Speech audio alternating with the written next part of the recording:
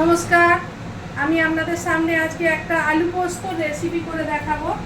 এই যে আলু আছে, পোস্ত আছে, আমি রেসিপিটা দেখাচ্ছি।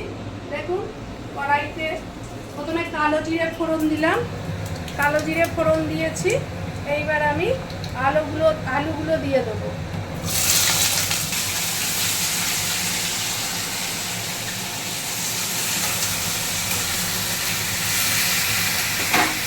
পরিমাণ মতন লবণ দিয়ে দিলাম।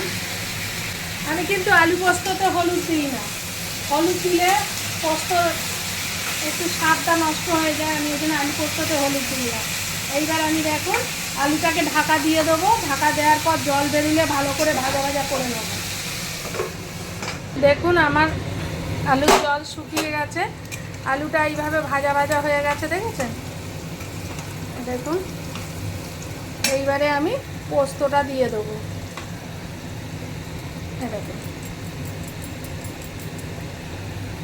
লঙ্কা দিয়ে দেবো।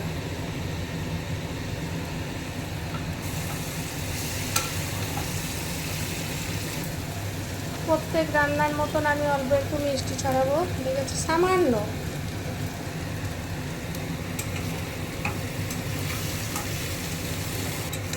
দেখুন ভাজা ভাজা হয়ে গেল।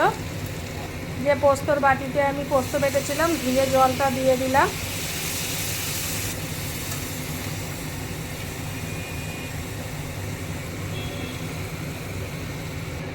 রান্না করার সময় আপনারা নিজেরা একটু চেখে দেখবেন ঝাল, মিষ্টি বা লবণ ঠিক আছে কি না। সেটা প্রত্যেক যারা রান্না করে তারা প্রত্যেকেই তাই করে। আমি আলুটা সিদ্ধ হওয়ার জন্য ঢাকা দিয়ে দিলাম। পোস্তর ঢাকা খুললাম আমি। দেখুন মোটামুটি পোস্তটা হয়ে গেছে। দেখুন দেখুন আলু পোস্ত রান্না আমার। এবার আমি নামিয়ে নেব। আলু পোস্ত শুকনো শুকনো ঝুড়ো ঝুড়ো আলু পোস্ত রান্না হয়ে গেছে। আপনাদের যদি আমার এই আলু পোস্ত রান্নার রেসিপিটা ভালো লাগে, আপনারা লাইক করবেন, কমেন্ট করবেন, সাবস্ক্রাইব করবেন। এবং আমি আগে বলেছি, এখনও বলছি, আমি নিজে রান্না করতে ভালোবাসি এবং সবার মধ্যে আমি যা রান্না জানি সবাইয়ের সঙ্গে শেয়ার করতে চাই। আমি নতুন ইউটিউব চ্যানেলে এসেছি আপনাদের রান্না শেয়ার করার জন্য। আমার রান্না আপনারা যদি কোনো ভুল ত্রুটি হয়ে থাকে মানিয়ে নেবেন, তার কারণ নতুন এসেছি, নানান ধরনের ভুল হতে পারে, আপনারা একটু মানিয়ে নেবেন।